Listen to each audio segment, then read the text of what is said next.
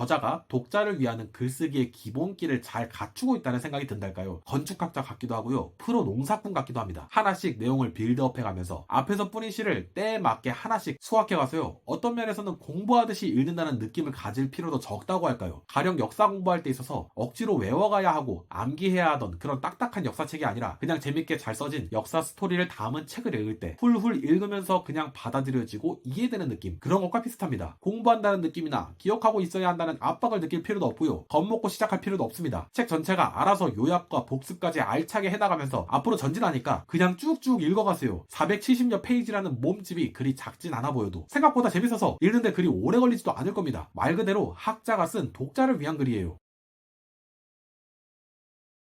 안녕하세요. 오늘은 미국 미드웨스턴 신학교 이상환 교수님의 신들의 신 예수라는 책을 소개하려고 합니다. 제목은 좀 낯선 듯 하면서도 약간 도발적인 느낌도 들죠. 신이 많은 세상, 신들의 세상에서 예수님이 바로 그 신들의 신이다. 일단 기독교 책인데 신들이라는 시작에 우리는 유일신론적인 유대적 맥락에 익숙하니까 낯선 듯 할 수 있고요. 그런데 그들 중에서도 신이라고 하면서 또 예수 신앙의 우월성을 강조하니까 도발적일 수도 있겠죠. 이 책은 고대 그리스 로마의 다신교 사회 속에서 예수님이 어떻게 오직 한 분의 참 하나님으로서 신앙의 대상이 될 수 있었는지를 아주 흥미롭게 풀어내는 책입니다. 유대적 관점에서 주로 익숙하게 기독교를 바라보던 우리의 시야를 넓혀서 다신론적인 맥락 속에서 새롭게 조명하게 해주기 때문에 아주 특별한 독서 경험이 되실 것 같습니다. 자, 그럼 본격적으로 들어가 볼까요? 고대 그리스 로마 사회는 수많은 신들이 각자 자기 역량과 영역에 걸맞게 나눠서 세상을 주관한다고 생각하던 다신교 사회였습니다. 그러다 보니 사람들은 어떤 문제를 해결해줄 신을 골라 섬기는 게 자연스러워 보였죠. 그런 상황 속에서 모든 다른 신을 버리고 과연 오직 예수님만 믿어야 하는가? 그런 결정은 정말 대담한 결단으로만 보이는 것이었습니다. 내가 왜 굳이 기존 신들을 싸그리 다 포기하고 예수님께만 올인해야 하는가 의문이 들 수 있었죠. 이 책은 그들이 왜 그래야 했을지 이 질문에 대한 답을 고대 이교도인들의 시선에서 하나하나 보여주고자 합니다. 여기서 우리는 사실 이미 알고 믿고 있다고 생각한 신앙의 내용을 그들의 눈을 통해 낯설고도 신선하게 바라볼 수 있게 되는 겁니다. 책을 따라서 초대 그리스도인들은 예수님을 단순히 또 하나의 신으로서 홍보하지 않았습니다. 신이라는 말 자체가 너무 흔했으니까 그랬겠죠. 당시의 각 지역마다 제우스, 아폴론, 포세이돈 등 저마다의 특성에 따라 각 영역을 책임지는 신들이 넘쳐났으니까 거기 예수님도 한 자리를 차지한다고 끼워 넣는다고 별로 눈에 띄지도 않았을 거겠죠. 그래서 신약 성경은 전혀 다른 방식으로 예수님을 설명하게 되었던 것이기도 하겠고요. 그분을 만왕의 왕, 만유의 주이신 분, 모든 다른 신들이 비할 바 되지 않는 진정한 하나님으로서 그 독보적 위치를 강조하게 된 것이지요. 이교도들 입장에서 보면 예수님을 믿으려면 다른 모든 신을 다 버리고 오직 그분만을 붙들어야 하는 것이 되기 때문에 그렇게 하려면 예수님께서 모든 영역과 역량을 넘어서는 진짜 최고의 신이셔야만 했을 겁니다. 그렇지 않으면 이교도들이 굳이 오랜 자기 믿음의 전통을 버리고 예수님께만 올인할 이유가 없게 되기 때문이겠죠. 그래서 이 책은 여러 주제들에 대해 그리스 로마 신화의 전통과 신약 성경의 전통을 비교 분석하는 일을 진행하게 됩니다. 가령 신화 속 소생 이야기와 예수님의 소생 이야기를 비교하면서 신화에선 소생을 위해 어떤 초자연적 도구나 복잡한 절차가 필요했는지를 보여주고 예수님은 말씀만으로 그것도 즉시 완전한 소생을 이루어내셨다는 걸 보여주는 거죠. 또한 이교도들이 믿던 신들 역시 기적이나 부활 관련한 전승들이 있었으나 그 능력에는 한계가 많았다면서요. 예수님은 가령 시체가 아무리 훼손된 상태라도 즉각적으로 완벽하게 회복시킬 수 있는 분으로 복음서를 통해 소개되고 있음을 알게 해주는 겁니다. 이런 내용들을 저자가 전해줄 때는 역사적이고 신화적인 내용 그리고 성경 해석까지 유기적으로 엮어서 재미와 정보를 동시에 얻을 수 있게 해주고요. 저는 저자식의 그리스 로마 신화 이야기 들려주는 것이 무척 재미있었고 또한 그것과 상반된 그리스도교의 독특성을 설명해주는 것도 의미있게 여겨졌습니다. 그리스 로마 이야기를 오직 예수 신앙의 관점으로 나아가기 위한 배경지식으로 적절히 삼게끔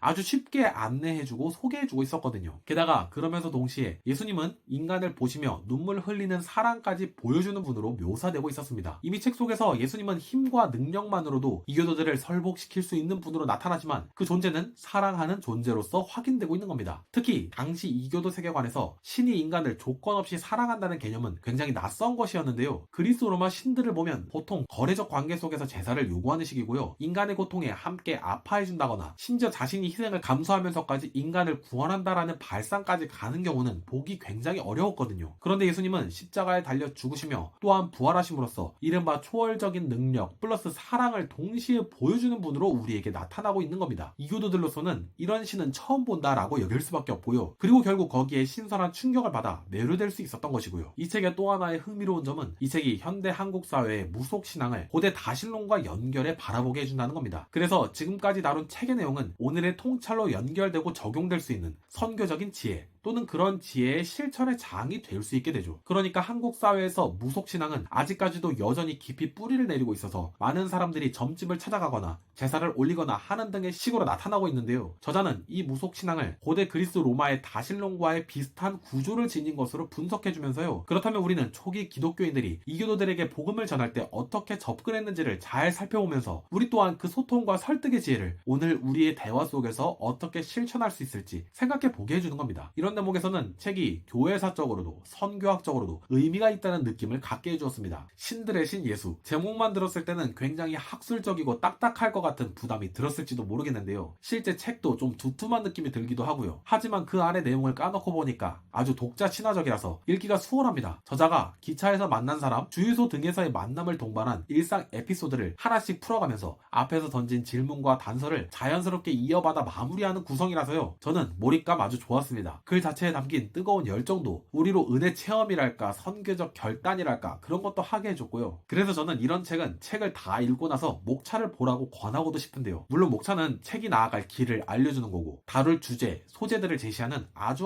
소중한 공간이긴 하지만요. 이 책은 혹시 제목과 목차를 보고 전혀 쫄지 않아도 되는데 목차 안에 담긴 다수 독자들에게는 아주 낯설 단어들 때문에 겁먹을 까봐서요. 난 읽을 수 없을 거야 하고요. 제가 이렇게 독자 친화적으로 잘 써진 글을 권할 때 하는 말이 있는데요. 정말 잘 읽히는 책이니까 제목 보고 목차 보고 추천사 보고 겉만 보고 리뷰 찾아보고 볼까 말까 고민하지 말고 그냥 책을 구비해서 바로 본문으로 들어가시라고요. 이렇게 말씀드리게 됩니다.